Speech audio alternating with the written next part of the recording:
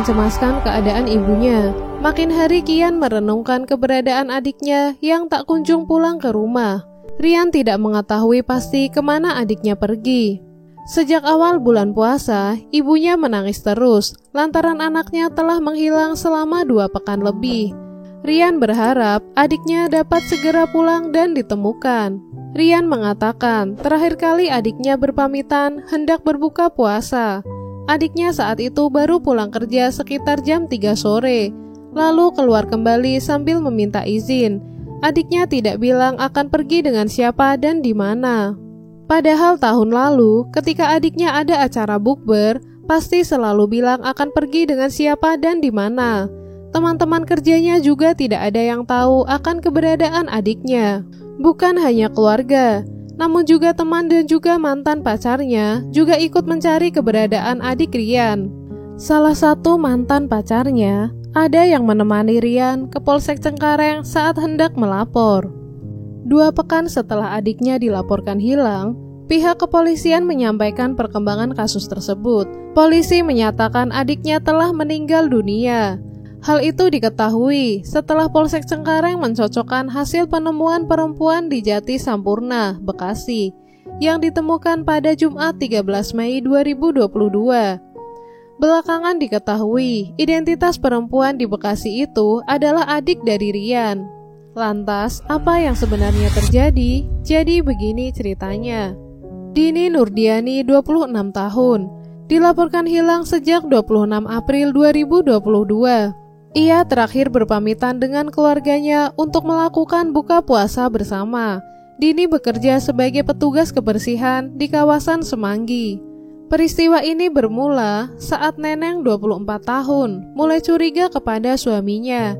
Ia kemudian mengambil HP suaminya dan mengecek WhatsApp milik Ivan Dwi, 27 tahun. Neneng sebelumnya menemukan pesan singkat di handphone Ivan yang berisi tentang pernyataan dari Dini terkait kapan bakal menceraikan Neneng.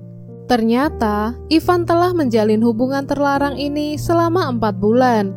Neneng yang sudah tak bisa menahan api cemburu, ia merencanakan untuk bertemu langsung dengan Dini. Neneng kemudian memancing Dini dengan membuat janji temu menggunakan handphone milik Ivan yang diam-diam ia ambil. Lalu ia berinisiatif mengajak selingkuhan suaminya untuk berbuka puasa bersama. Namun sebelum berangkat, Neneng mengambil alat-alat yang nantinya akan ia gunakan untuk mengeksekusi. Mulai dari kunci Inggris, gunting rumput, hingga pakaian ganti. Neneng menjemput Dini di halte Garuda Taman Mini. Neneng berpura-pura menjadi keponakan Ivan saat bertemu. Neneng mengajak Dini menuju tempat sepi di sekitar perumahan Citra Grand, Cibubur, Bekasi. Sesampainya di lokasi, Neneng menghentikan motornya. Ia berdalih bahwa Ivan akan menemuinya di lokasi tersebut. Dini mengiyakan dan menunggu. Neneng sendiri sempat menawarinya minum, lalu Neneng beralasan pergi untuk membeli minum, sambil memastikan keadaan sekitar benar-benar aman dan tidak ada orang yang melintas. Saat Dini lengah, Neneng dengan sigap memukul kepala Dini menggunakan kunci Inggris hingga Dini terjatuh. Dini yang merintih kesakitan langsung dihujam oleh Neneng habis-habisan. Neneng menghujam menggunakan gunting ke beberapa bagian tubuh Dini. Melihat Dini yang sudah tidak bernyawa, Neneng langsung menyeretnya ke semak-semak tak jauh dari lokasi. Melihat baju yang dikenakannya berlumuran cairan merah, Neneng mengganti pakaian dengan baju yang telah ia siapkan. Kemudian, Neneng membuang barang bukti tidak jauh dari lokasi kejadian. Sebelumnya, Neneng sudah memperingatkan Dini agar ia menjauh dari Ivan. Namun hal itu tidak digubris sama sekali oleh Dini, yang pada akhirnya Neneng melakukan perbuatan keji tersebut. Pihak kepolisian langsung mencari tahu dan menanyakan orang-orang terdekat Dini. Polisi mendapat bukti bahwa Dini sebelumnya mempunyai hubungan dengan Ivan. Alhasil, polisi langsung mendatangi rumah kontrakan Ivan. Ketika interogasi dilakukan, ia ditanya akan kedekatannya dengan Dini. Ivan mengiyakan hal tersebut. Neneng yang resah akhirnya mengaku di hadapan Ivan bahwa ia telah menghabisi nyawa Dini. Polisi pun membawa sepasang suami istri itu ke kantor polisi untuk dilakukan interogasi lebih lanjut. Namun tak lama kemudian, Ivan dipulangkan, sedangkan Neneng ditahan pihak kepolisian. Polisi mengungkapkan, ada motif cinta segitiga di balik penghilangan nyawa terhadap Dini Nurdiani. Tersangka seorang perempuan bernama Neneng Umaya merasa cemburu dan menuding korban sebagai pengganggu rumah tangga Neneng dan suami. Ivan dan Neneng tinggal bersama 3 orang anaknya. Yang pertama berusia 5 tahun, yang kedua 3 tahun, dan yang ketiga 1 tahun.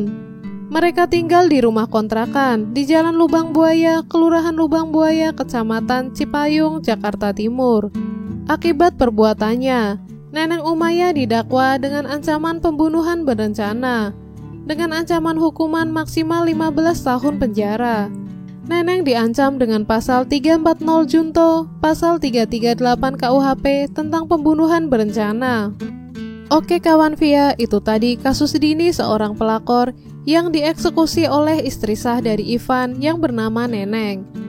Ivan dan Dini sudah menjalin hubungan asmara secara diam-diam selama 4 bulan.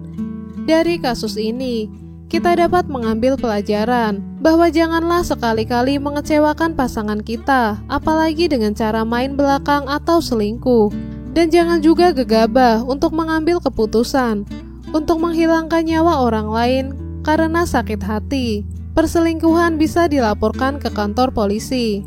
Untuk itu, masyarakat diminta tidak mengambil jalan pintas untuk menyelesaikan perselingkuhan dengan melakukan perbuatan yang justru melanggar hukum. Sekian video dari saya. Kalau kalian suka video ini, jangan lupa like, komen, dan subscribe.